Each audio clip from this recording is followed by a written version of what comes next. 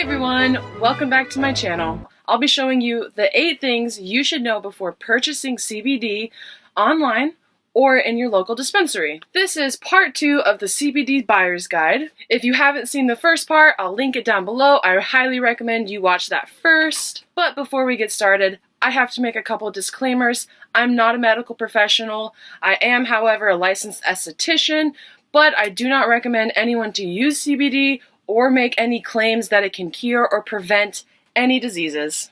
So let's get started. Reason number 1 is make sure the hemp that produces the CBD is grown organically. Health officials have warned about potential hazardous products made from crops treated with certain chemicals. Regulators pointed out that there's no pesticide products with federal approval specific to cannabis yet, but states like California and Colorado have made a list acceptable and unacceptable methods under their laws. I don't know about you, but I don't want to use any CBD products with harsh chemicals. Thanks.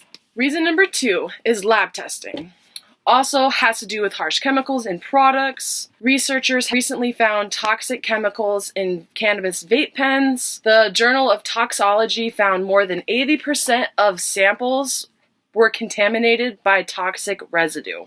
A particular concern with vaping is a chemical that's added to the cannabis oil as a thinner. Although the FDA classifies it as generally safe, there's concerns about heating the oil to high temperatures. There are no regulations on the EVE devices or cannabis industry, so there's no standards. So make sure you see the results of the third-party testing. It's time we make these companies clean up their act. Reason number 3 is proper labeling. The label should include the following: milligrams of CBD as well as the net weight of the product. There's lots of dirty CBD out on the market, sometimes coming from China, and the extraction methods are toxic.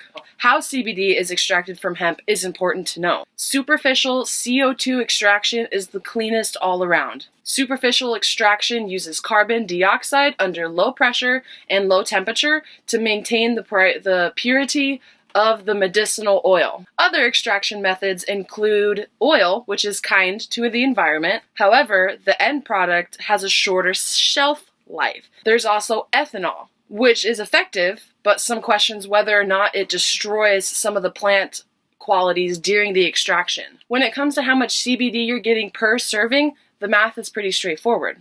But some companies are not. Some bottles are labeled as food supplements, so there's no math for you to do. If you have 600 milligrams of CBD in a 1-ounce bottle, and a 1-ounce bottle contains 30 full droppers, and 1 full dropper is a full serving, that means each full dropper holds 20 milligrams of CBD per serving. When calculating the amount used a topical, if you have 300 milligrams per 1.5 ounce, estimating the average application is 0.75 grams, each application will result in 5 milligrams of CBD. If you have any questions, comment them down below. Reason number 4 is read the ingredients. They have found synthetic cannabis and chemicals normally used as cough suppressant in these vape pens.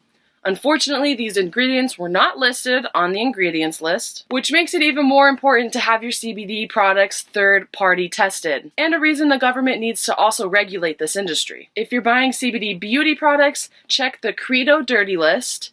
Clean beauty begins with the ingredients not found in your beauty products. I'll link that website down below. Reason number 5 depends on the type of product you're wanting to buy. The top 6 ways to use CBD is tinctures, concentrates, capsules, topicals, sprays, vapes, and edibles. Topical sprays work best if you're looking for a topical pain relief, and capsules will be similar to ibuprofen. Ingesting it through tinctures, capsules, and edible is really good for anybody. And if you want to smoke it, go for it with concentrates and vapes. Even though smoking isn't the best way to consume CBD since it has a high burning point, but hey, you do you, boo-boo. Reason number 6 is your preference matters here. Depending on your state laws, if it's recreationally or medically legal, you can get products that contain THC, the compound that gets you high. If you've never smoked before and you want to try THC, you will definitely feel high. So if you don't want that, it's best to start off with no THC or a very low THC. If you're looking for THC for the pain relief and other benefits,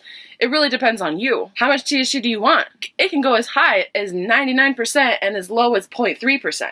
Of course, the more THC you consume, the higher you'll feel. And remember, ingesting cannabis is unpredictable, so if you don't know, start off small. It can take up to 2 hours for THC to activate, so be careful. Reason number 7. What are you wanting to use CBD for?